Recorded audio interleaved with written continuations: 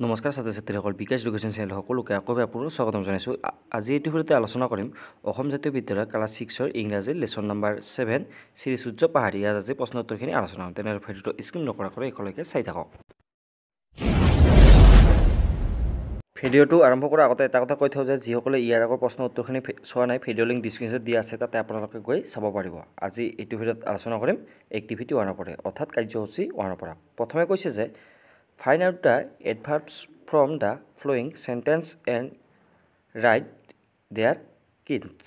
কৈছে যে তলত দিয়া ক্ৰিয়া বিশেষণসমূহৰ প্ৰকাৰ বিচাৰি লিখা। ইয়াৰ প্ৰথম 1 নম্বৰ প্ৰশ্নটো কৈছে যে আমাৰ দ্য গাৰ্ল ছিংছ ৱেল। কৈছে যে ছোৱালীজনী ভাল গায়।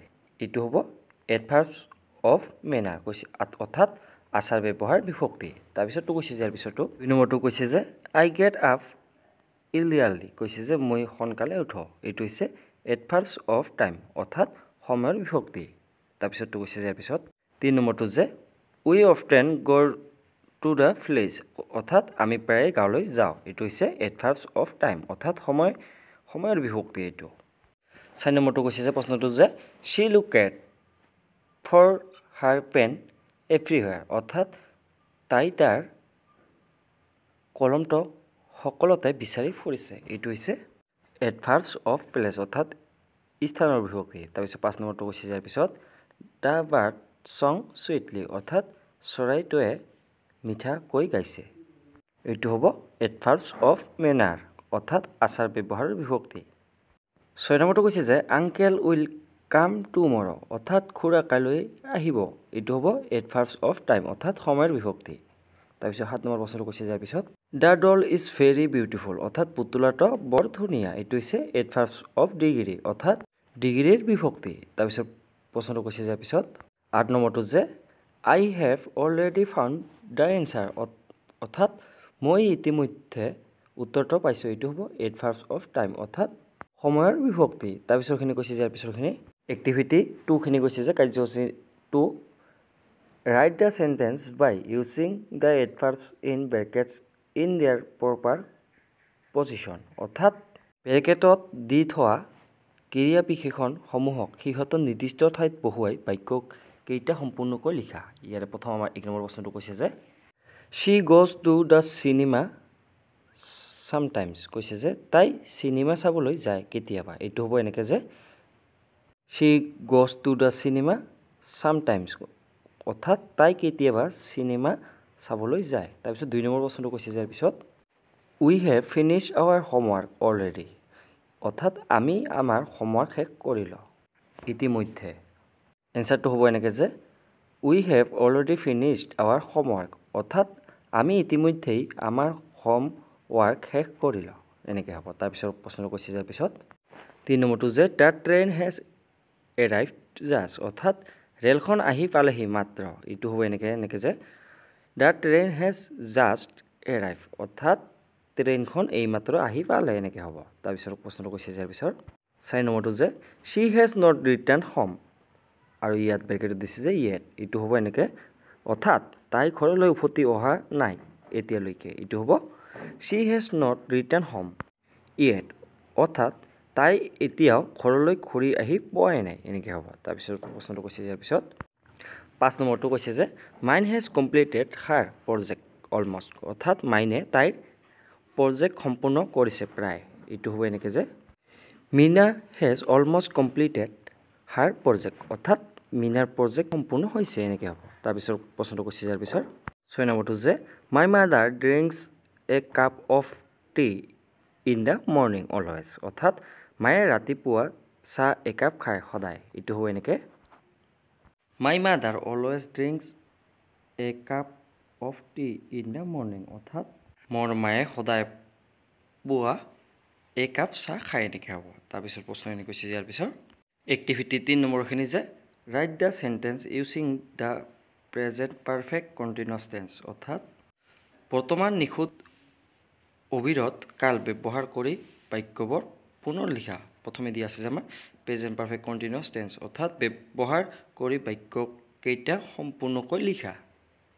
1 নম্বৰটো যে the girl sing for an hour কৈছে যে ছোৱালীজনীয়ে এঘণ্টা ধৰি গান গোৱা ইয়াৰ এনচাৰটো হ'ব এনেকৈ যে the girl has been singing for an hour কৈছে যে ছোৱালীজনীয়ে এঘণ্টা ধৰি গান গাই আছে তাৰপিছত বি নম্বৰটো কৈছে ইয়াৰ পিছত we were for you here since noon কৈছে যে আমি ইয়াত দুপৰীয়াৰ পৰা আপোনাৰ বাবে ৰৈ আছোঁ ইয়াৰ এনচাৰটো হ'ব এনেকৈ যে উই হেভ বিন ৱেইটিং for you here since noon কৈছে যে আমি ইয়াত দুপৰীয়াৰ পৰা আপোনাৰ বাবে অপেক্ষা কৰি আছোঁ এনেকৈ হ'ব তাৰপিছত প্ৰশ্নটো কৈছে ইয়াৰ পিছত 3 নম্বৰটো যে he swim in the river for an hour কৈছে যে এঘণ্টা নদীৰ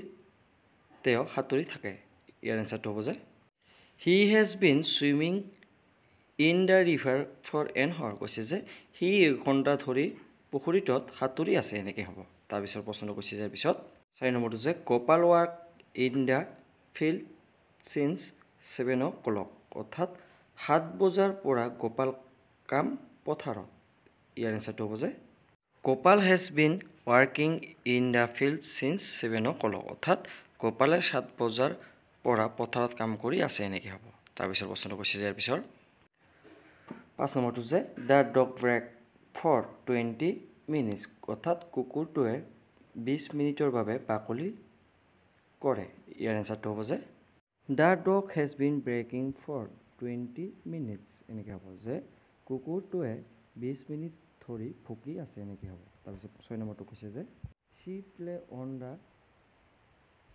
ভিয়লিন ফৰ এন হৰ অৰ্থাৎ তাই এঘণ্টা ধৰি ভায়লিনত বজায় এনেকৈ হ'ব এনচাৰটো যে she has been playing in the violin for an hour অৰ্থাৎ তাই এঘণ্টা ধৰি ভায়লিন বা ভিয়লিন বজাই আছে এনেকৈ হ'ব তাৰপিছত এক্টিভিটি 4খিনি কৈছে যে অৰ্থাৎ কাৰ্যসূচী 4খিনি 4 নম্বৰখিনি fill in the blanks with since or for অৰ্থাৎ চিন্স বা ফৰ বহুৱাই খালী ঠাই পূৰ কৰা ইয়াৰ প্ৰথম 1 নম্বৰ প্ৰশ্নটো কৈছে যে we have been sitting here for 1 hour অৰ্থাৎ আমি ইয়াত এঘণ্টা ধৰি বহি আছোঁ তাৰপিছত 2 নম্বৰটো কৈছে it has been raining heavily signs this morning অৰ্থাৎ আজি ৰাতিপুৱাৰ পৰা বহুত বৰষুণ দি আছে এনেকৈ হ'ব তাৰপিছত 3 নম্বৰটো যে he has bin reading this novel signs last Friday অৰ্থাৎ সি অৰ্থাৎ তাই এই উপন্যাসখন যোৱা শুক্ৰবাৰৰ পৰা পঢ়ি আছে এনেকৈ হ'ব তাৰপিছত 4 নম্বৰটো কৈছে যে I have been trying to solve this sum for 10 minutes অৰ্থাৎ মই এই অংকটো 10 মিনিট ধৰি সমাধান কৰিব চেষ্টা কৰি আছোঁ এনেকৈ হ'ব তাৰপিছত প্ৰশ্নখিনি কৈছে ইয়াৰ পিছত নম্বৰটো যে that book has been laying on the table for 3 days অৰ্থাৎ সি সেই কিতাপখন 3 দিন ধৰি টেবুলত খনৰ ওপৰত পৰি আছে এনেকৈ হ'ব তাৰপিছত প্ৰশ্নখিনি কৈছে যে এক্টিভিটি 5 অৰ্থাৎ কাৰ্যসূচী 5 নম্বৰখিনি যে fill in the blanks with an but or খালী ঠাইবোৰ আৰু কিন্তু বাৰে পূৰ কৰক 1 নম্বৰটো কৈছে যে শ্বি ইজ ফাট বাট নট ষ্ট্ৰং অৰ্থাৎ তাই শকত কিন্তু মজবুত নহয় তাৰপিছত 2 নম্বৰটো কৈছে যে I want to my friend's house and played there অৰ্থাৎ মই মোৰ বন্ধুৰ ঘৰলৈ গ'লোঁ আৰু তাত খেলিলোঁ এনেকৈ হ'ব তাৰপিছত 3 নম্বৰ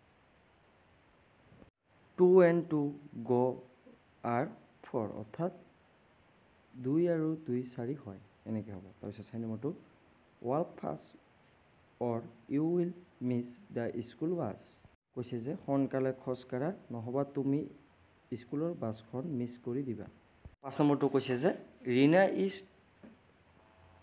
থিন বাট হাৰ ছিষ্টাৰ ইজ ফেট কৈছে যে ৰীনা ক্ষীণ কিন্তু তাইৰ বাপেক শকত এনেকৈ হ'ব তাৰপিছত 6 নম্বৰটো যে mister Das and mister Sharma are friends অৰ্থাৎ মিষ্টাৰ আৰু মিষ্টাৰ শৰ্মা বন্ধু তাৰপিছত 7 নম্বৰটো কৈছে যে দে আৰ ছেড বাট হ'পফুল অৰ্থাৎ তেওঁলোক দুখী কিন্তু আশাবাদী তাৰপিছত 8 নম্বৰটো কৈছে যে the teacher enter the classroom and told the students to keep quiet অৰ্থাৎ শিক্ষকজন ক্লাছলৈ সোমাই আহিল আৰু ছাত্ৰসকলক মনে মনে থিয় হ'বলৈ ক'লে। এনেকৈ বা এইখিনি লিখিলে হৈ যাব। আজিলৈ ধন্যবাদ।